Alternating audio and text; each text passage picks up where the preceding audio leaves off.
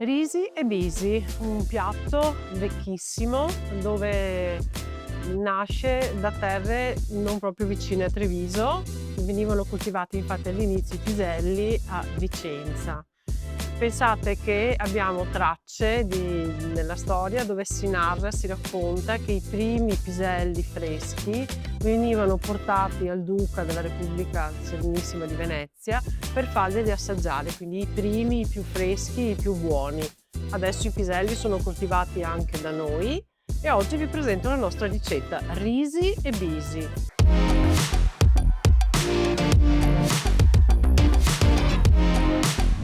Prendo i miei piselli, vado in un frullatore e li verso dentro il mio bicchiere. Io uso questo frullatore, va benissimo anche il mini primer o un altro frullatore con la lama che avete a casa. E aggiungo un piccolo mestolino di brodo. Non vi preoccupate di metterne anche troppo perché tanto dovremo aggiungerlo al risotto, quindi darà ulteriore cremosità. Non ho aggiunto sale, non ho aggiunto pepe, non ho aggiunto nulla. I piselli nudi e crudi. E frullo.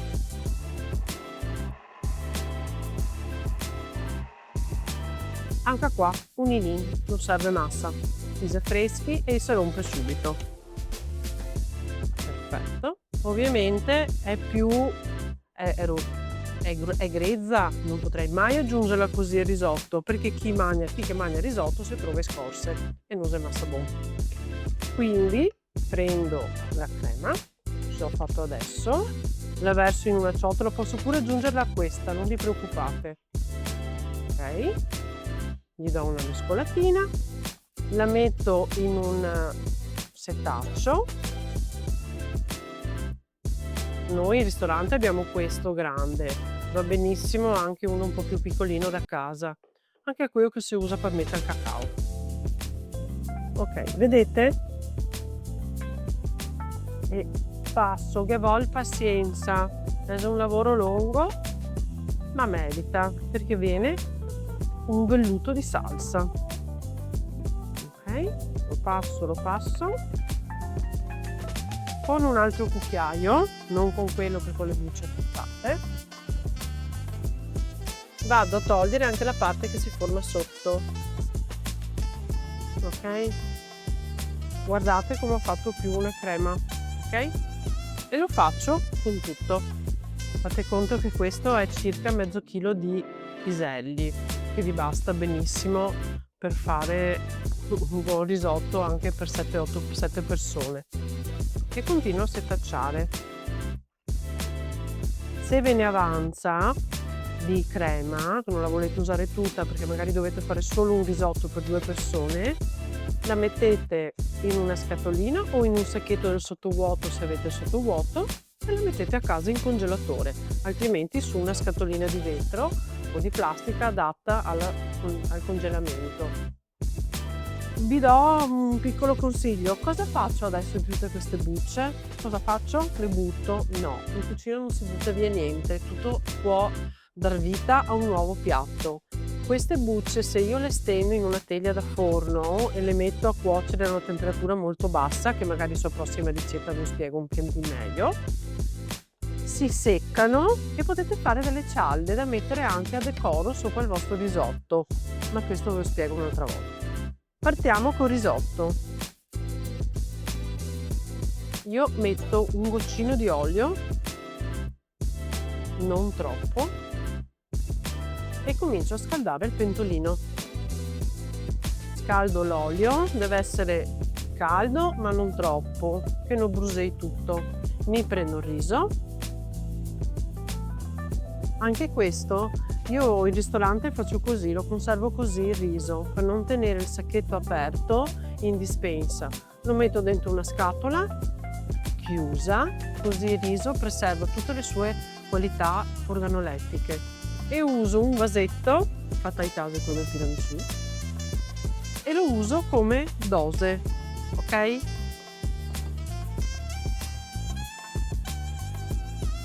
Adesso l'olio si è scaldato un pochino, lo sento qua a manina, senza bruciarle, e butto il riso in l'ultimo picco e giro girare vuol dire tostare il riso. E lo tosto, lo tosto, lo tosto. E mi domanderete, ma quanto vuoi andare avanti a tostare il riso per non bruciarlo? Finché canta? Voi direte questa sta fuori qua testa. No. Se voi avvicinate l'orecchio al riso dopo circa 2 minuti che l'avete tostato, sentite che il riso fa un rumorino e si dice che il canta. Se non volete sentire che il canta, lo prendete e deve essere caldo. Quando è caldo vuol dire che è pronto, si è tostato, posso andare ad aggiungere il mio brodo. Io uso un Carnaroli perché mantiene sempre la cottura, non scuoce, è un chicco che non è troppo grande, non amo il riso troppo grande e ha un giusto apporto di amido, mi consente di farmi un risotto bello cremoso, bello vellutato. Ok, adesso vado a sentir se canta. Canta. E se caldo? E se Dio dirmi sontame brodo. Attenti quando aggiungete brodo di non avere il fuoco troppo alto. Senti, fa. Occhio il fumetto.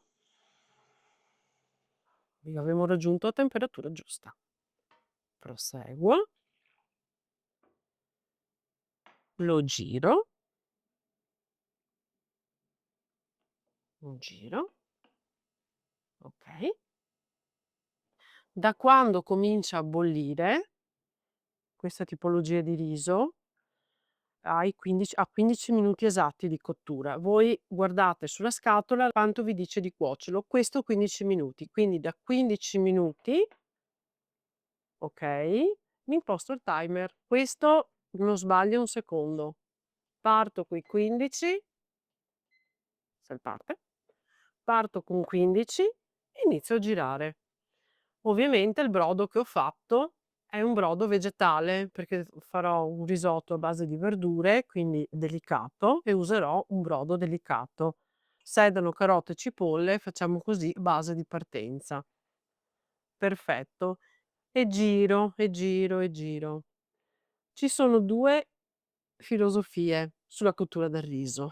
Chi che te dice mena il riso come a puenta, bisogna che te lo giri, che te lo meni sempre, perché così diventa più buono, e chi invece mette la quantità di brodo sufficiente alla cottura del riso, che di solito è 3 volte il peso del riso, e lo copre e lo lascia lì. E mette i condimenti alla fine, a 2 minuti dalla mantecatura, mette gli ingredienti, in questo caso i piselli, il burro, ricopre, attende 1 minuto e poi procede con la mantecatura, ma non lo gira più. A me piace girarlo, mi dà l'idea che venga un pochino più buono. E quindi adesso per 15 minuti dovremo menare il riso. Arrivati a questo punto che sta bollendo bene bene bene, posso aggiungere un pizzichino di sale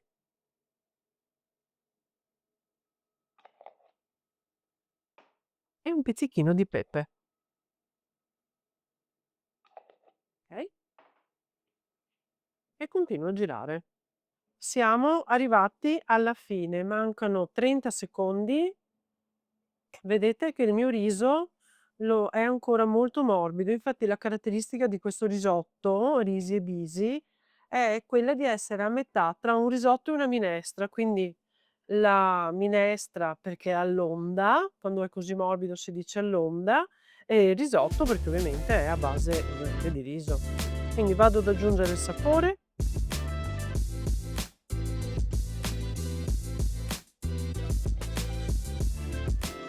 Aggiungo un po' di grana, questo vi chiama, è pronto. Un pochino di grana. Spengo, prendo il burro e lo manteco. Avete visto che sto mantecando col sapore, con il grana e con il burro. Il burro freddo da frigo, perché così mi aiuterà ad emulsionare.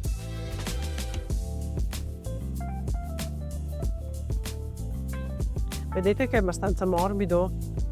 È proprio la sua caratteristica. Lo lascio riposare 1 minuto da coperto e poi lo serviamo. Impiattiamo.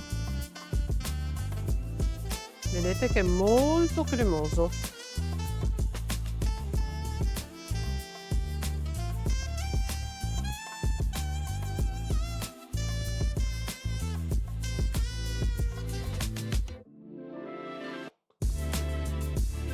Userò questa volta dei germogli di pisello, ovviamente.